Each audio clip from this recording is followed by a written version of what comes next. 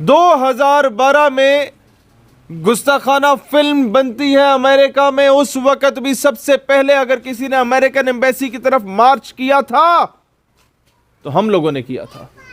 2018 में हॉलैंड में गुस्ताखाना खा के शाया होते, मैं 8वें सेमेस्टर में था अपनी यूनिवर्सिटी के।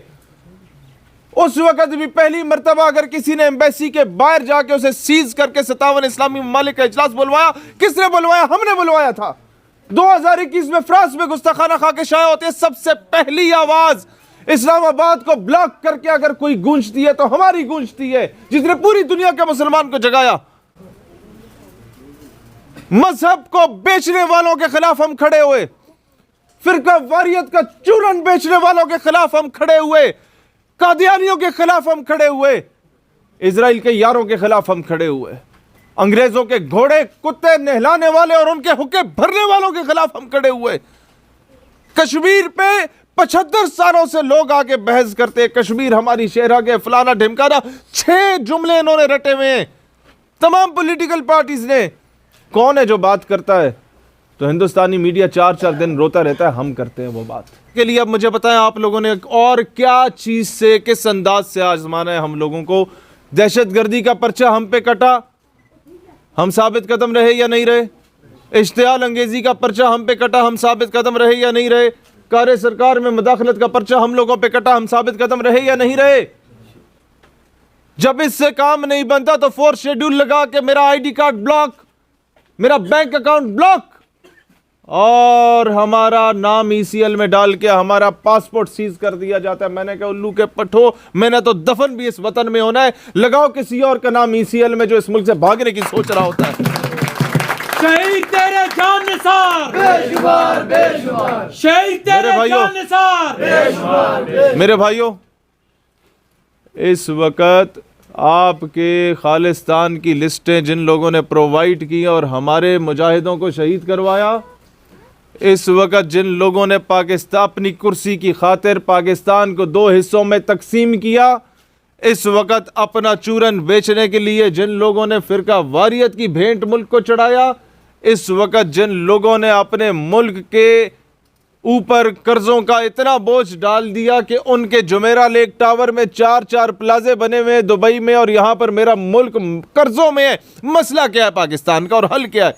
मुझे बताया, आज तक किसी पॉलिटिकल पार्टी ने आपको बताया कर्जे कैसे उतारने हैं? बताइए, किसी के पास मॉडल है? अगर होता तो 1970 में हम एशियन टाइगर थे, जर्मनी को हम कर्जा दिया करते थे। 1970 के बाद पीपल्स पार्टी, नून लीग या काफ लीग और पीटीआई आए।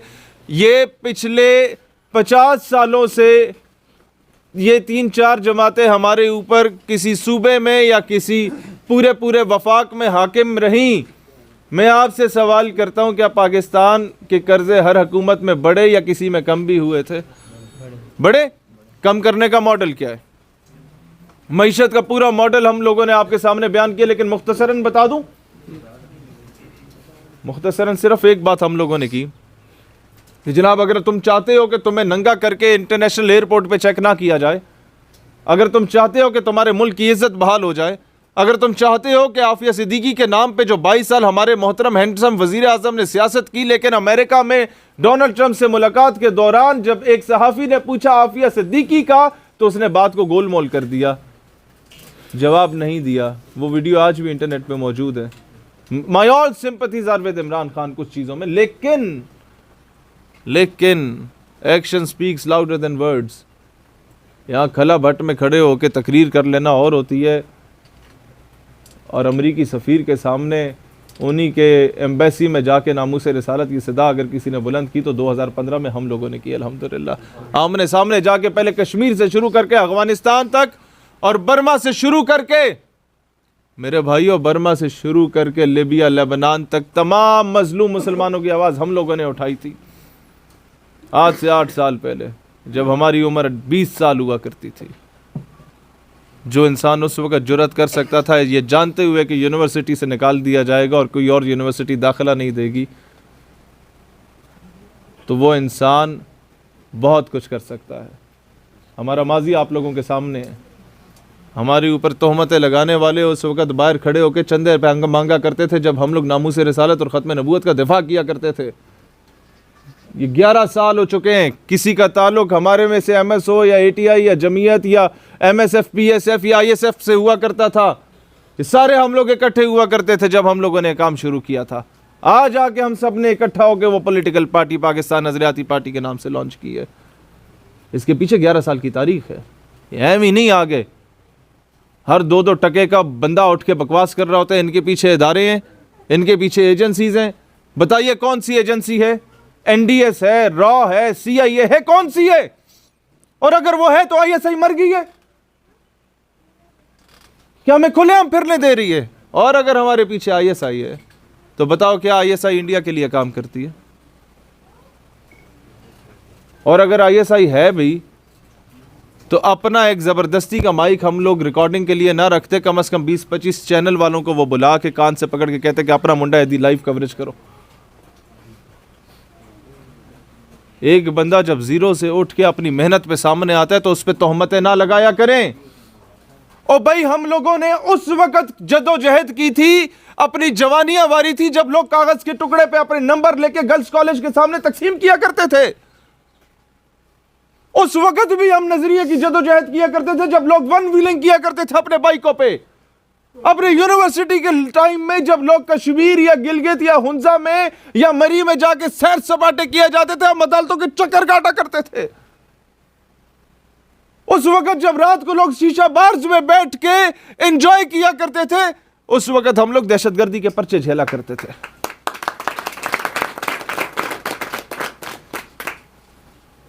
मुश्किल हमारे लिए भी नहीं था। नवाज शरीफ की टांग पकड़ लेते, किसी जर्नैल के बूट पॉलिश कर लेते, जरदारी की टांग पकड़ लेते या खान साहब की टांग पकड़ के अच्छी सी कुर्सी पे बैठ जाते। लेकिन मांगे तांगे की कुर्सी से मैं समझता हूं कि बादशाह के महल में गुलाम बन के रहने से बेहतर इंसान अपनी छोटी सी झोंपड़ी का बादशाह बन के बैठे। कम से कम टांग पे टांग रख के, आंखों में आंखें डाल के दिलेरी से बात कर सकता है कि तुम चोर हो, मेरे मुल्क को लूटने वाले हो, तुम्हारे साथ मैं नहीं बैठ सकता। दिलेरी से आमने सामने बैठने के तो काबिल रहेंगे। इस वजह से यह पॉलिटिकल पार्टी हम लोगों ने लॉन्च की कि आज ना सही। मैं एक चीज आप लोगों को बताना चाहता हूं, मेरे पाकिस्तानियों, ये तुम्हारे हाथों में मोबाइल एटम बम है। अगर कोई ये कहता है कि जनाब शहीर हमारे घर तक, हमारे मोहल्ले तक आके पैगाम नहीं देके गया, तो जनाब आपके मोबाइल में इस वक्त अगर मैं सुना जा रहा हूं तो समझे मैं आप तक पहुंच चुका हूं, मेरा पैगाम पहुंच चुका है। फिर ये ना कहना दीगर दनाए राज आयत के नायत, ये फकीर बाज आयत के नायत। दोबारा ये राज बताने वाले लोग तुम्हारे पास आए या ना आए मुझे नहीं पता, लेकिन इस फकीर ने दोबारा आके तुम्हारे सामने आजान नहीं देनी। फिर ये ना कहना कि कोई आया नहीं था हक की सदा बुलंद करने वाला। फिर ये ना कहना कि कोई आया नहीं था ख्वाब गफलत से बेदार करने वाला। मैं आप लोगों से कहता हूं, आज हर गली कूचे में फैल जाओ। जिस तरह उस वक्त मोहम्मद अली जिन्ना ने अलीगढ़ में खिताब करके कहा था कि अमृतसर से लेकर आगरे तक, आगरे से लेकर अजमेर तक, वहां से लखनऊ और दिल्ली तक, और मुंबई से लेकर लाहौर तक, पूरे बड़े सगीर में फैल जाओ मेरे मुसलमानों, और पाकिस्तान की आज़ादी की जदोजहद जारी रखो। आज मैं आप लोगों से कहता हूं कि पूरे पाकिस्तान के गली कूचे में फैल जाओ और पाकिस्तान की खुद मुख्तारी की जदोजहद में अपना किरदार अदा करो, कि अपने फैसले खुद करे। अमेरिका से इजाजत लेके ये ना करे कि जनाब इससे तेल खरीदें या उस दुकान से खरीदें। मेरी पाकिस्तान नजरियाती पार्टी की जिस दिन गवर्नमेंट आई, हम अफगानिस्तान से भी तेल खरीदेंगे और ईरान से भी तेल खरीदेंगे। लगाओ पाबंदियां, हम भी देखेंगे। मेरी आवाम भूखी मर रही है, मुझे 60 रुपए में ईरान तेल देगा मैं लूंगा, मुझे 70 रुपए में अफगानिस्तान तेल देगा मैं लूंगा। यह नहीं कि दुनिया सैंक्शंस लगा के बैठी हुई है। यहां तो जिसकी लाठी उसकी भैंस है, तो फिर लाठी पकड़ लो अपने हाथों में, भैंस भी तुम्हारी हो जाएगी। कब तक माजरत खाना पॉलिसी के साथ हम लोग चलेंगे मुझे बताइए? कब तक भीख मांगते फिरेंगे हम लोग? 10 करोड़ से ज्यादा असासाजात रखने वाले लोग, उनका 10% अगर रियासत की मलकियत को करार दे दी जाए, पाकिस्तान अगले दिन अपने कर्जे खत्म करवा सकता है। यह पहली करारदाद पाकिस्तान नजरियाती पार्टी लाएगी। लेकिन कैसे लाएगी? हमें भेजोगे तो लाएगी। यकसा तालीमी निजाम का नारा हर पॉलिटिकल पार्टी ने लगाया, आज तक क्यों नहीं आया? मॉडल ही कोई नहीं। हम मॉडल लेके आए कि हमारा एक बंदा भी असेंबली में पहुंच गया तो पहली रेजोल्यूशन जो इसके बाद जो लाएंगे वो ये लाएंगे कि तमाम MNA MPA सेनेटर और कर्नेलों के, जर्नैलों के, ब्यूरोक्रेट के, डीपीओ के, सीपीओ के, डिप्टी कमिश्नर के बच्चों पे लाजिम किया जाए कि 10वीं तक की तालीम सरकारी स्कूल में किसान मजदूर हारी के बेटे के साथ बैठ के हासिल करेंगे, तब जाके यकसा तालीमी निज़ाम पाकिस्तान में ऑटोमेटिकली आ जाएगा। और हर बंदे को इजाजत है प्राइवेट स्कूल में पढ़े, लेकिन 17 एंड अबव ग्रेड के गजेटेड ऑफिसर्स के लिए लाजमी होगा। जब तक उसका बच्चा सरकारी स्कूल में नहीं जाएगा, उसका निज़ाम बेहतर नहीं होगा। सबसे पहले मैं अपने बच्चे को सरकारी स्कूल में भेजूंगा, इलेक्ट होने के बाद मिसाल कायम करूंगा, फिर बोलूंगा तुम भी भेजो।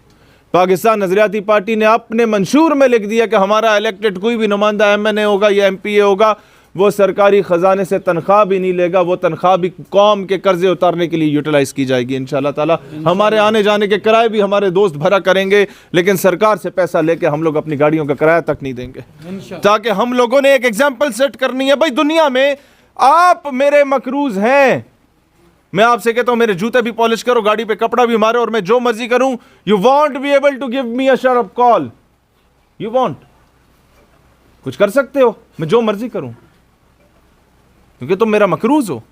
तो जब पाकिस्तान मकरूज है तो आपका साबिक वजीर आजम भी एयरपोर्ट पे नंगा करके चेक किया गया था।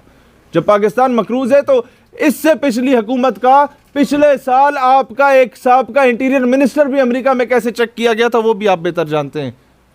लेकिन आप ये याद रखें कि उस वक्त बरहना वो वजीर आजम या वजीर मुमलिकत नहीं हुआ था, बरहना मैं और आप हुए थे, पाकिस्तानी हुए थे, क्योंकि पाकिस्तान की इज्जत पे हर्फ आया था, पाकिस्तान की इज्जत पे सवाल उठा था। हम इस सारी चीजों को खत्म करने के लिए मैदान में आए हैं मेरे पाकिस्तानियों। आज अगर आप लोगों ने हमारा साथ नहीं देना तो फिर ना पिटा करें, ना पिटा करें कि जनाब फलाना मरूसी सियासतदान है, फलाने ने मुल्क को लूट लिया, हम मर गए, हम पिट गए, ये नए लोग हैं, ये कैसे आएंगे। अगर इसी बेस पे आप लोगों ने वोट देना भी छोड़ दिया कि नए हैं, ये कैसे आएंगे, तो फिर बारिश का पहला कतरा किसने बनना, मुझे बता दें। हवा के रुख को देख के तो घोड़े गधे जो हैं वो भी चलना शुरू कर देते हैं। आपने उनकी तरह शुमार करना अपने आप को, या आपने उनमें शुमार करना अपने आप को। जब पूरी दुनिया खिलाफ होती है तो एक हक की आवाज़ बुलंद करने वाला खड़ा हो जाता है, हम उसके साथ खड़े होंगे। या आप पे डिपेंड करता है, या हवा का रुख का इंतज़ार करें। लेकिन हवा के रुख का जब इंतज़ार किया जाता है तो फिर हवा चलती है तो फिर उसने नहीं देखना होता कि साथ कौन खड़ा है, वो फिर बंदे भी नहीं गिना करती। बंदे गिनने का वक्त अब है, इस वक्त साथ दें जब हम मुश्किल में, इस वक्त साथ दें जब हमारे पास चलने का किराया भी नहीं होता, इस वक्त साथ दें जब साउंड सिस्टम वाले से भी रिक्वेस्ट की जाती है कि 2000 घट करो, इस वक्त साथ दें जब तस्वीर बनाने वाला भी 600 तस्वीरें बनाते हुए जहन में सोचता है कि 10,000 देंगे, उससे भी हमारी नीयत होती है कि 2000 कम कराओ कि नहीं है पैसे।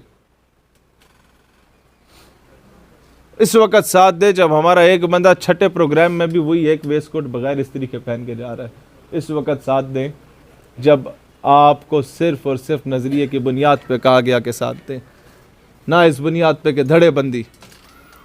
मेरे पाकिस्तानियों, या तो आप पाकिस्तान की कोई पॉलिटिकल पार्टी उठा के दिखाएं जो मौरूसियत से पाक हो, ऐसी पॉलिटिकल पार्टी दिखाएं जो फिरका वारियत से भी पाक हो, ऐसी पॉलिटिकल पार्टी दिखाएं जिसने मुल्क की सालमियत में समझौता ना किया हो। ये तीनों चीजें किसी में हो, कोई ना कोई एक चीज, या सुबाइयत से पाक हो, लसानियत से पाक हो, या वडेरा शाही से पाक हो। ये सारी चीजें किसी एक पॉलिटिकल पार्टी में नहीं मिलेंगी आपको। कोई ना कोई फ्लॉ नजर आएगा, कहीं मसलक का चूरन, कहीं फिरके का चूरन, कहीं लसानियत का चूरन, कहीं जात खित्ते कबीले का चूरन। किसी ने आके आज तक पाकिस्तान की बात नहीं की, वल्लाह नहीं की। बात हुई महाजिर की, महाजिर के नाम पे फिर कराची में धोखा देने के लिए वो इकट्ठे होने लग गए। हम तो कहते हैं हम किसी को पाकिस्तान में महाजिर मानते ही नहीं है। जो अपना तन मन धन जान माल इज्जत आबरू कुर्बान करके हिंदुस्तान से पाकिस्तान आया वो महाजिर नहीं है, वो मुझसे बड़ा पाकिस्तानी है।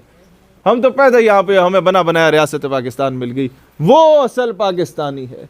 उसके बाद यहां सियासत की गई सिंधी बलोची पंजाबी पठान की बुनियाद पे। Where is Pakistan in between all these things?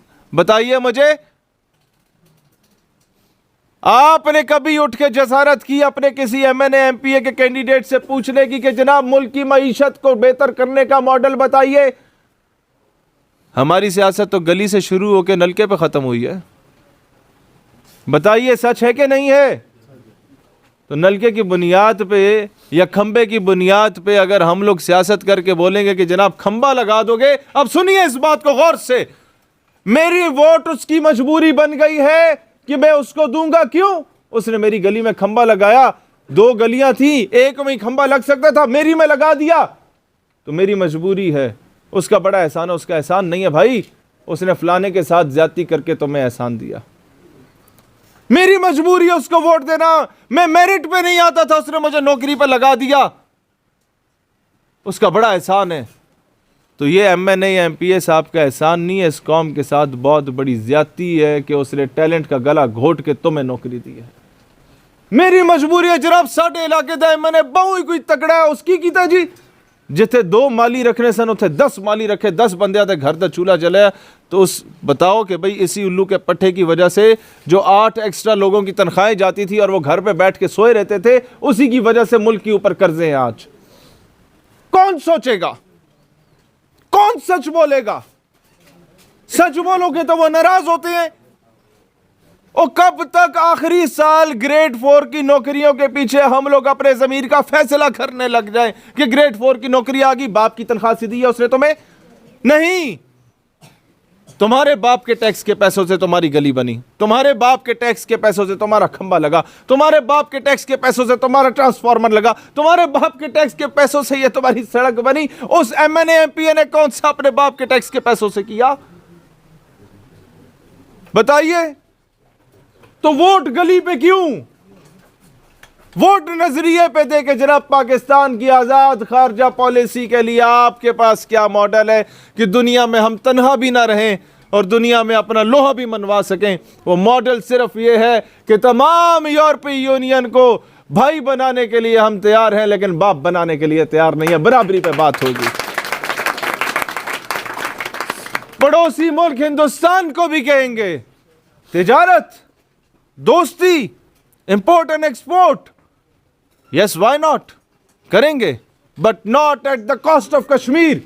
Kashmir पर समझौता करके हम ये बेगैरती कभी नहीं करेंगे। हमने प्रायोरिटाइज करना है अपनी चीजों को। हजारों मील दूर अमेरिका को राजी करने के लिए हम अपने पड़ोसियों को नाराज कर रहे हैं। हजारों मील दूर अमेरिका को राजी करने के लिए हम अफगानियों के साथ ज्यादती कर रहे हैं। उसका ख्वाहिश थी कि वो पाकिस्तान और अफगानिस्तान के मुसलमानों को लड़वाए, वो कामयाब हो गया। उसकी ख्वाहिश थी कि वो पाकिस्तान और ईरान में रिफ्ट पैदा करे, वो कामयाब हुआ। उसकी ख्वाहिश थी वो सीपेक के मंसूबे को कमजोर करे, वो कामयाब हो गया। सीपेक स्टार्ट होता है बलोचिस्तान से, खत्म होता है गवादर। जाके आप देख लें, बलोचिस्तान से गवादर से स्टार्ट होके आपके गिलगित बल्तिस्तान में खत्म होता है सीपेक। पूरे पाकिस्तान में फिरका वारियत खत्म हो गई है, अगर कहीं पर है तो या बलोचिस्तान में है या गिलगित में है। अब तो समझ जाओ कि फिरका वारियत फैलाने वाले बाहर से चाबी वाले खिलौनों को लॉन्च करते हैं और वहां पर फिरका वारियत 2 इलाकों में फैलाई जाती है कि पाकिस्तान की मईशत कभी ना चल सके। समझ आई आप लोगों को कि नहीं आई? ये मईशत को रोकने के लिए, उसके पहिए को रोकने के लिए किया जाता है। लेकिन मसला यह है कि सीपेक से पाकिस्तान को जितना बेनिफिट हो सकता था पूरे मिडिल ईस्ट कंट्रीज और सेंट्रल एशियन स्टेट्स में, जो पाकिस्तान अपने एक्सपोर्ट्स बढ़ा सकता था, वो क्यों नहीं हो पाएंगी? क्योंकि हमारे ऊपर जो अरबाब इख्तियार रहे, उन्होंने सिर्फ अपने कमीशन के पैसे खाने के लिए इस्तेमाल किया। हमारी जब गवर्नमेंट आई, हमने कहना है चीन अपना यार है, उस पर जानिसार है।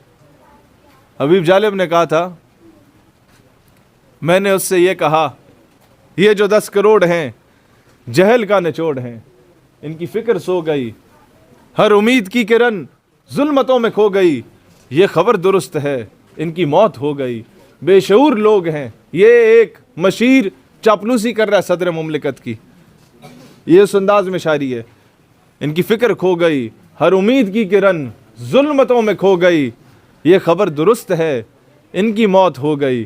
बेशऊर लोग हैं, जिंदगी का रोग हैं और तेरे पास है इनके मर्ज की दवा। मैंने उससे ये कहा तू खुदा का नूर है, अकल है, शऊर है। और फिर कहता है 10 करोड़ ये गधे, उस वक़्त हमारी तादाद 10 करोड़ होती थी जो आवाम थी। ये 1960-65 और उसके बाद के ज़िया के दौर की बात हो रही है। कहता है 10 करोड़ ये गधे जिनका नाम है अवाम, क्या बनेंगे हुक्मरां, अपनी तो है ये सदा, सदर तू रहे सदा। फिर कहता है बोलते जो चंद हैं, जो थोड़ी बहुत बगावत करने के आदी हैं, उनके साथ क्या होना चाहिए? कहता है बोलते जो चंद हैं, सब ये शर पसंद हैं, इनकी खींच ले जुबान, इनका घोंट दे गला। मैंने उससे ये कहा। फिर कहता है चीन अपना यार है, उस पे जा निसार है, पर वहां है जो निजाम उस तरफ ना जाइयो। 10 करोड़ ये गधे जिनका नाम है अवाम, क्या बनेगे हुक्मरान। यानी कि चीन ने जो कॉटेज इंडस्ट्रीज का मॉडल लाया, हर बच्चे के हाथ में इंडस्ट्री दे दी छोटी छोटी कि आओ कमाओ। हमने उसका गला खोंट दिया अपने मुल्क में ये बोल के कि चाइल्ड लेबर है। अब मेरी बात गौर से सुनो मेरे पाकिस्तानियों, गौर से सुनो। आपके भट्टों पे अगर बच्चा काम करता है तो क्या उसको रोकना चाहिए या नहीं? रोकना चाहिए, बताइए। नहीं रोकना चाहिए। आपके मुल्क में अगर कोई बच्चा मजदूरी करता है उसे रोकना चाहिए या नहीं? अब मुझे बताएं, फिर चाइल्ड लेबर के खिलाफ जब ये लोग निकले तो वो क्या पैगाम लेके निकले? मुझे खातून ने कॉल किया, बीबीसी में वो रही, वो रो पड़ी, वो पाकिस्तानी थी, कहती है मुझे एक्स्ट्रा पैसे मिले इस डॉक्यूमेंट्री का, और मैंने सवाब की नीयत से बनाई कि कॉटन की इंडस्ट्रीज में और मिल्स में चाइल्ड लेबर है, छोटे छोटे बच्चे मजदूरी पे लगे हुए हैं। मैंने इंडस्ट्री वो उस पर डॉक्यूमेंट्री बनाई, पीछे रोने की आवाजें आ रही हैं, ड्रामा रचाया।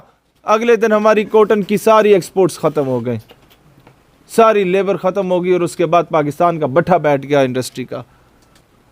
मैंने सवाल पूछा, बहन जिस एनजीओ के कहने पे आपने चाइल्ड लेबर के खिलाफ आवाज़ उठाई थी, ये तो बताओ क्या उस एनजीओ ने माहाना 10,000 उस बच्चे के घर भेजा जिसका बाप कैंसर में मुब्तला था और वो मजबूर हो गया था नौकरी करने पे? क्या उसका कोई अल्टरनेट एनजीओ ने दिया कि ये बच्चा स्कूल जाएगा? लेकिन जो ये मजदूरी करके पैसे कमाता है वो इसके छोटे बहन भाइयों के दूध के जो पैसे वो हम दिया करेंगे। उसने कहा नो, नहीं किया। मैंने कहा अब मुझे यह बताओ, सूटेड बूटेड बच्चा जो अमेरिका में 12 साल का या 10 साल का बच्चा पिज़्ज़ा हट के बाहर पिज़्ज़ा बांट रहा होता है आपके दरमियान में, और आप उसे टिप देते हो 10-20 रुपए की, क्या वो चाइल्ड लेबर है या नहीं? कहती है वो भी है। तो मैंने कहा सिर्फ यही फ़र्क है पाकिस्तान और अमेरिका में कि वहाँ पिज़्ज़े बांटने वाला चाइल्ड लेबर कहलाता है, यहाँ पर ईंटें बांटने वाला कहलाता है, और तुम इसे चाइल्ड लेबर कहते हो और उसको बोलते हो he is doing his job. तो ये फ्रॉड पाकिस्तान के लिए क्यों हो रहा? ये फ्रॉड हमने ख़त्म करना है। हम शाम को भी सरकारी स्कूल खुलवाएंगे कि जो बच्चा सुबह मजदूरी करता है उसे करने दो, शाम को वो स्कूल जाएगा, ये उस पर लाजिम होगा।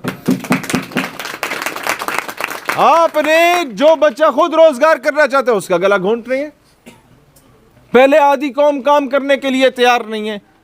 झुग्गी वालों के लिए हम लोगों ने मॉडल तैयार किया कि इनकी खवातीन को ला के सिलाई मशीन का कोर्स करवाया जाएगा। उसके बावजूद अगर ये पैसे मांगेगी सड़कों पे तो इनके शोहर को गिरफ्तार किया जाएगा जो बैठ के चर्च पी रहा होता है या जुए खेल रहा होता है। खवातीन को नहीं किया जाएगा, उसके हाथों वो मजबूर होती हैं। हर चीज का सोल्यूशन हमने दिया, लेकिन इंप्लीमेंट कौन करेगा? आपको लगता है ये इंप्लीमेंट करेंगे? इमरान खान तो अभी तक बाजुए के पतलून उतारने से उसे फुर्सत नहीं मिली और बाजुए को इमरान खान की पतलून उतारने से फुर्सत नहीं मिली। बताएं ये करेंगे? ये जरदारी और नवाज शरीफ जो एक दूसरे का बजाय साथ दे रहे हैं लेकिन एक दूसरे को बरहना करने में लगे हुए, ये पाकिस्तान के लिए तब्दीली लाएंगे? सॉरी, नहीं लाएंगे। मुझे बताओ हमारे पावर सेक्टर्स कौन से है पाकिस्तान में? मुझे बताओ हमारे मुल्क में अगर कोई इंटरनेशनल इन्वेस्टमेंट लेके आए तो किससे बात करे? एक बोलेगा आर्मी चीफ के पास जाओ, वो बोलेगा यार मैं आर्मी चीफ हूं, मुझसे ऊपर वजीर आजम आता है, उसके पास जाओ। वजीर आजम बोलेगा यार मेरा कोई नहीं पता, मैं आज हूं कल नहीं हूं, तुम सदर के पास जाओ। सदर बोलेगा मैं और पार्टी का हूं, वजीर आजम और पार्टी का है, क्या पता मैं इजाजत दे दूं, वो आपके लिए मसला करे। आप चीफ जस्टिस के पास जाओ, चीफ जस्टिस बोलेगा फिर तुम आर्मी चीफ के पास जाओ। तो ये जो 4 पावर सेक्टर्स हैं इनमें से पाकिस्तान कहां पे है? हम अपनी अना की भेंट इस मुल्क को चढ़ा चुके हैं। मैं सवाल करता हूं, पाकिस्तान की कौन सी पॉलिटिकल पार्टी है इस वक्त सियासी और मजहबी जमातें सारी उठाएं, सारों की कोई ना कोई नुमाइंदगी असेंबली में मौजूद है या नहीं है? बोलिए। पंजाब में काफ की हुकूमत थी, केपी में पीटीआई की हुकूमत थी, वफाक में नून की हुकूमत थी, बलोचिस्तान में रली जुली हुकूमत थी, सिंध में पीपल्स पार्टी और एमक्यूएम की हुकूमत थी। सब सियासी जमातें मिलकर के पाकिस्तान की भलाई के लिए काम कर रही हैं। हुई भलाई? बताइए। सबने मिलकर अपना हिस्सा डाला ना? फिर दुआ कर रहे हो जुम्मे के दिन, या अल्लाह पाकिस्तान को अच्छी क़यादत दे दे। मुझे बताओ, बाहर से नूरुद्दीन जंगी ने आना है, बाहर से सलाउद्दीन अय्यूबी ने आना है। 8 साल में पिटता रहा, हर दरवाजे पे जाके दस्तक दी कि मेरे बच्चों को मिस्टर चिप्स सिंड्रेला या शेक्सपियर की जगह कुछ पढ़ाना है तो नूरुद्दीन जंगी, टीपू सुल्तान, मोहम्मद बिन कासिम, सलाउद्दीन अय्यूबी के बारे में पढ़ाओ। जब नहीं पढ़ाया, निसाब तालीम में जब तब्दीली नहीं आई, मैंने खुद नजरियात के नाम से 100 सफ़ों पर मुश्तमिल किताब लिख के लाखों कॉपियां उसकी करा के मुफ्त में सारे पाकिस्तान की यूनिवर्सिटियों में तकसीम की कि सुबह तुम मिस्टर चिप्स पढ़ाओ, शाम को मैं मोहम्मद बिन कासिम पढ़ाया करूंगा, सुबह तुम सिंड्रेला पढ़ाओ, शाम को मैं नूरुद्दीन जंगी पढ़ाया करूंगा। मुझे बताओ, इकबाल ने क्या कहा था तुम्हें? अल्लाह ताला का जवाब, जिसकी तर्जुमानी इकबाल कर रहा था, जवाब शिकवा में कि मेरे कुरान को सीनों से लगाया किसने, नो इंसान को गुलामी से छुड़ाया किसने, मेरे काबे को जबीनों से बसाया किसने? थे तो आबा वो तुम्हारे ही, मगर तुम क्या हो? हाथ पर हाथ धरे मुंतजर फरदा, बाहर से मोहम्मद बिन कासिम आएगा, कश्मीर की बहन के सर पे दुपट्टा देगा, हमसे नहीं होगा। बाहर से नूरुद्दीन जंगी आएगा, वो आके हमारे मजलूम मुसलमानों की आवाज बनेगा, हमसे नहीं होगा। बाहर से टीपू सुल्तान आएगा, कश्मीर फतह करके देगा, हमसे नहीं होगा। या अल्लाह पाकिस्तान को नौजवान क़यादत दे दे, गैरतमंद क़यादत दे दे। ये दुआ कर करके थक गए, लेकिन जब नौजवान क़यादत आती है उसमें 100 किस्म की तोहमतें तुम लोग खुद लगाते हो। ये तो एजेंसियों के हैं, इसकी तो मूंछें बड़ी हैं। जब किसी उल्लू के पट्टे को कुछ नहीं मिलता तो उठ के इस चीज़ पे एतराज़ कर देता है। मंदिर बन रहा था इस्लामाबाद में और मोदी वहाँ से हमारे ऊपर बदमाशी कर रहा था। सारे पाकिस्तान के मजहब के ठेकेदारों को मैंने कॉल की, आओ रोको। वो कहते नहीं, स्टेट की रेट चैलेंज हो जाएगी। जब मैंने जाके वहाँ जमात कराई, मेरे पीछे अकामत किसने की थी? मौलाना समीउल हक शहीद के बेटे ने। उस वक़्त जब किसी को एतराज़ करने को कुछ ना मिला तो मजहब के ठेकेदारों ने यह नारा लगा दिया, ये तो जमात हुई नहीं। क्यों? इसने तो पेंट शर्ट पहना हुआ था। मैंने कहा तुम आके शलवार कमीज में करवा देते। ये हुज्जत निकाल रहे हैं। क्या करें हम लोग? लिबरल से लड़े या अप्रो से लड़े? वो कादियानियों से लड़े या अप्रो से लड़े? क्या करें हम लोग? अमेरिका, भारत, इजराइल उनसे लड़े या अप्रो के सवालों के जवाब दे? क्या करें हम लोग? किस किस कुव्वत के खिलाफ हम नहीं लड़े? कौन कौन सा जुल्म है जो हम लोगों पे नहीं हुआ? कौन सी एफआईआर है पाकिस्तान में? एक जिला वतन नहीं हुए, बाकी तो सारे पर्चे आपको मैंने गिनवा दिए थे। लिहाजा मेरे पाकिस्तानियों, आज हमारा सोशल मीडिया कमजोर हो गया, हमें पता है, हमारा बयानिया उस तरीके से लोगों तक नहीं पहुंच रहा। लेकिन अगर कोई इस मोबाइल के जरिए हमें सुन रहा है, मेरे नाम की आईडी अगर नहीं चल रही तो तुम बना लो, मेरे नाम से बना लो। पाकिस्तान नजरियाती पार्टी का पेज तुम्हारी तहसील में नहीं है तो तुम किस लिए हो? सुन रहे हो ना मुझे? तुम बनाओ। हमारा कोई नुमाइंदा इधर नहीं है तो मजबूत नहीं है। भाई क्यों मजबूत नहीं है? उसके पास गाड़ी नहीं है, उसके पास पैसा नहीं है, इसका मतलब यह है कि वो बेचारा कमजोर है? नहीं, उसका अकीदा बड़ा मजबूत है, लेकिन उसे तुम लोगों का साथ चाहिए जो इस वक्त सुन रहे हैं। तो ये मोबाइल एटम बम है। इस मोबाइल ने पिछले 4 सालों में 7 से 8 ममालिक में इनकलाब लाया है। पता है आप लोगों का? 7 से 8 ममालिक में इनकलाब ये एटम बम लेके आया। इसको यूटिलाइज करो। जो बात 100 बंदों में कर रहे हो वो लाखों तक पहुंचनी चाहिए। ये आप पे डिपेंड करता है। इस्तेमाल करना आप सबको आता है, अच्छा करो बुरा करो। लिहाजा मेरे पाकिस्तानियों, मेरे भाइयों, मेरे बुजुर्गों, आपके सामने हमने अपना सारा मॉडल ला के रखा। फैसला आपने करना है कि हर जगह हमारा साथ देंगे या नहीं देंगे। कोई कंपलसरी नहीं है। हमने ये प्रोटोकॉल जो ये MNA बनने के बाद देखते हैं मैंने बचपन में ये सारे प्रोटोकॉल अपने वालिद साहब के होते हुए देखे हैं जनाब। हमें इन चीज़ों की ज़रूरत नहीं है। ये प्रोटोकॉल्स जो ये MNA बनने के बाद आगे पीछे गाड़ियों के रूट देखना चाहते हैं अपने हलके में, ये मैंने पूरे पाकिस्तान में देखे। जिस जगह पे पाकिस्तान में जाता हूँ अल्लाह ने बहुत इज़्ज़त दी अपने हबीब के सदके, हमें सारा कुछ मिला। बट इस वक्त जब हमने अपनी जवानी की ये सारी लाइफ कुर्बान करके आप लोगों के लिए लगा ली, शादी करने के बाद 4 साल हो गए हैं कि सुबह जब मैं घर से निकलता हूँ, 3 साल मैं देख रहा हूँ अपना बेटे को, 3 साल का हो गया सलाउद्दीन, सुबह निकलता हूँ तब भी वो सो रहा होता है, रात को जब 1 बजे पहुँचता हूँ तब भी वो सो रहा होता है। इससे बढ़ के मुझे बताओ क्या चाहते क्या हो? आप नहीं देखते हमें आज हरीपुरे तो कल आपको हम लोग मानसेरा नजर नहीं आएंगे। फैसलाबाद कौन सी कुर्बानी नहीं दी? आजमाने वालों ने यह भी आजमाया कि 9 महीने तक मैं अदालतों के चक्कर लगाता रहा। दहशतगर्दी और इश्तियाल अंगेजी के मुकदमे में कौन सी इश्तियाल अंगेजी थी? जो बातें आज मैं कर रहा हूं ये इश्तियाल अंगेजी है। इसी पे मुकदमा कट गया। ये तो फसाद मचा रहा है, ये तो सच बोल रहा है। अदालत में जाता, जज साहब पूछते मुद्दई किधर है, पुलिस किधर है? जज साहब नहीं आए। अच्छा, उन्हें बोलो अगली तारीख में आए। ठीक है बेटा आप जाएं, अगले हफ्ते फिर आइएगा। सिर्फ ये सुनने में अदालत जाता था और 9 महीने जाता रहा। और आप मानेंगे कि फैसलाबाद में मेरा जलसा होता था 15 तारीख को, उसकी तहसील 20 किलोमीटर के फासले पे चकझूमर है, अगले दिन वहां जलसा होता था। फैसलाबाद से मैं पिंडी आता था सुबह जज साहब को शक्ल दिखाने के लिए कि मैं मफरूर नहीं हुआ, और वो पूछता था मुद्दई नहीं आया? नहीं आया, अगली तारीख बेटा, अगले हफ्ते फिर आ जाना। और फिर मैं वहां से तारीख लेके सीधा 6-7 घंटे के सफर पे चकझुमरे जाके कौम से खिताब करके फिर वापस आता था। यूनिवर्सिटी में जब मैं होता था, आज पूछ लें, यूईटी टेक्सला से एफिलिएटेड था एपकॉम्स का वो इदारा जो इस वक्त नमल है, उस वक्त उधर यूनिफॉर्म होती थी। सुबह में वहां पर उसी इधर तवज्जो रखे, सुबह में वहां पर यूनिफॉर्म पहन के जाता, दिन को 2 बजे छुट्टी होती तो मैं वजीराबाद गुजरावाला में रात को पहुंचा होता, वहां खिताब करके बस में सोया करता था। बस जब सुबह पहुंचती थी, मेरा घर रावलपिंडी में रहा, वालिद साहब की पोस्टिंग रावलपिंडी में रही, लेकिन 6 महीने के सेमेस्टर में 1 महीना मैं घर में सोता था, बाकी 5 महीने घर वालों के कागजात में यही होता था कि ये ग्रुप स्टडी के लिए यूनिवर्सिटी के हॉस्टल में पढ़ रहा है। हालांकि मैं हॉस्टल में सिर्फ कपड़े चेंज करने जाता था, बाकी का सारा दिन मेरा सफ़र में लगता था कि सुबह यूनिवर्सिटी, शाम को मंडी बाउद्दीन जाके तंजीम स्ट्रॉन्ग करनी है, रात को निकलना है और सुबह फिर यूनिवर्सिटी पहुंचना है। हॉस्टल में सिर्फ शेरवानी उतार के तो यूनिफॉर्म पहननी होती थी।